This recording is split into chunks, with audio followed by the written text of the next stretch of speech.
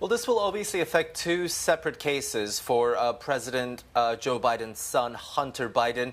He was scheduled to be sentenced in about 11 days on December 12th for his conviction on federal gun charges, and he is expecting another sentencing on December 16, this time in another criminal case, which he pleaded guilty to federal tax evasion charges back in September. Now, according to a White House statement issued earlier this evening on Sunday, and I quote, "The president issued a full and unconditional pardon for any offenses Hunter Biden has committed or may have committed during the period from January 1st, 2014 through December 1st, 2024. So that means from today backwards, dating back for the last 10 years, any cases, any sort of convictions on Hunter Biden's part would be pardoned, and that obviously prevents him from receiving any kind of jail sentence from these, potential upcoming sentences. Now, we've also heard President Biden speak about his decision, the justification behind his decision. He said he believes in the justice system, but he goes on to say, and I quote, "As I have wrestled with this, I also believe raw politics has infected this process, and it led to a miscarriage of justice." He also went on to say he hopes Americans will understand why a father and a president would come to this decision.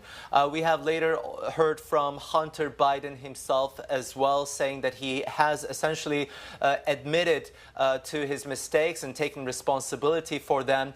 He also went on to say that he will not take this for granted, and he will devote the rest of his life to helping those who are still sick and suffering with addiction issues. Well, it is. What reactions are you hearing locally? Look, it's receiving quite a bit of reactions, not just because of a reversal of the decision of President Joe Biden, but also the timing of this decision. Now, since these convictions came earlier this year, around June, President Biden has always been very clear about not using his pardoning power as a president for his family members. Repeatedly, both him and his wife, First Lady Jill Biden, who has also spoken about these on interviews back in June, for example, where she said, both Joe and I respect the judicial system, and that's the bottom line. So they've been very clear about their position on this, but that obviously has reversed now. And then not just the decision itself, the reversal, but as I mentioned, the timing is quite critical, because if Biden wanted to use these powers, he could have done so throughout the summer. But many people are reacting to this, and they're saying that would have caused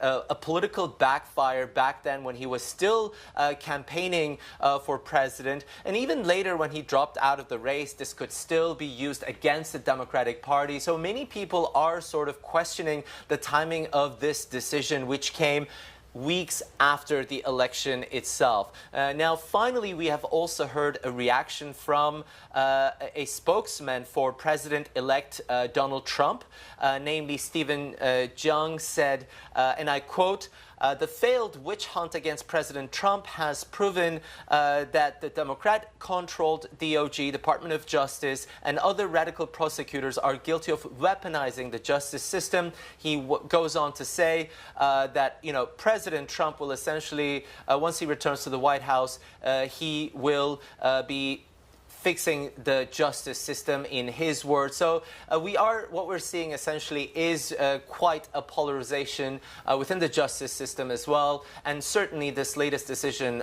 from President Biden is causing a lot of reactions on both sides of the aisle, really.